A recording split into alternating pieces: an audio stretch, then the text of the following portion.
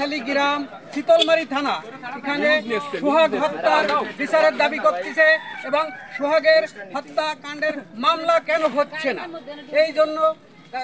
এই সন্তোষপুরবাসীর প্রাণের দাবি যেন সোহাগ হত্যার মামলা দ্রুত নেওয়া হয়। এই জন্য তারা আজকে এই মানববন্ধন করিতেছে সন্তোষপুর ইউনিয়নবাসী এবং সবার প্রাণের দাবি এই সোহাগের যেন বিচার, তারা সুস্থ তদন্ত পায়, কিভাবে সোহাগের মৃত্যুটা হলো এবং কেন মামলা নিচ্ছে না, এই জন্য তারা আজকে এই দাবি তুলেছে সন্তোষপুর ইউনিয়ন হাদিখালি গ্রামবাসী। এই জন্য আজকে মানববন্ধন করতেছে এবং দেখতেছেন আপনারা সবাই এই মানববন্ধনটির মূল উদ্দেশ্য হচ্ছে সোহাগ এক পরিবারের 5 বোনের এক ভাই এবং সোহাগের এই অকাল মৃত্যুতে সন্তোষপুরবাসী শোকাবিত। তাদের দাবি কেন সোহাগ হত্যার মামলা নিচ্ছে না, এই দাবিতে তারা আজকে এই মানববন্ধনটি করতেছে এবং তাদের প্রাণের দাবি এবং তাদের সবার এই ইউনিয়নবাসীর দাবি। সোহাগ একটি ভালো ছেলে ছিল, সে শ্বশুর বাড়ি গিয়েছিল, সে জায়গায় তার হত্যা হয়েছে, তারা সেই দাবি তুলেছে এবং বাগেরহাট সদর হসপিটালে রাত 10টার সময় আপনার সোহাগের পরিবার যে তাকে মৃত পেয়েছে,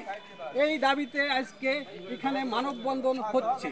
এবং এটা হলো শীতলমারি থানা, বাগেরহাট জেলা এবং হাদিখালি গ্রাম এবং সবার প্রাণের দাবি যে সোহাগ হত্যার মামলাটি যেন দ্রুত রেকর্ড করে, এই জন্য সবার দাবি এবং সোহাগ হত্যার এই দাবিতে আজকে এই মানববন্ধনটি হচ্ছে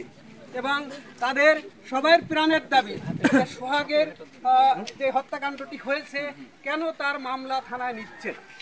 এই জন্য আজকে এই দাবিটি এই সন্তোষপুর ইউনিয়নবাসী এবং হাদিখালি গ্রামবাসী এবং সবাই এই জন্য মানববন্ধন করিতেছে এবং সোহাগের মৃত্যুটা আপনার অকাল মৃত্যু এবং সোহাগ 5 বোনের এক ভাই এবং সোহাগের মৃত্যুতে পুরো ইউনিয়নবাসী শোকাবিত এবং ইউনিয়নবাসীর দাবি যে সোহাগের এই মামলাটি যেন রেকর্ড করা হয়, সুস্থ তদন্ত করা হয় এবং সোহাগের CNN বাংলা টিভি, সাথে আছি মল্লিক নাসির, শীতলমারি, সন্তোষপুর ইউনিয়ন।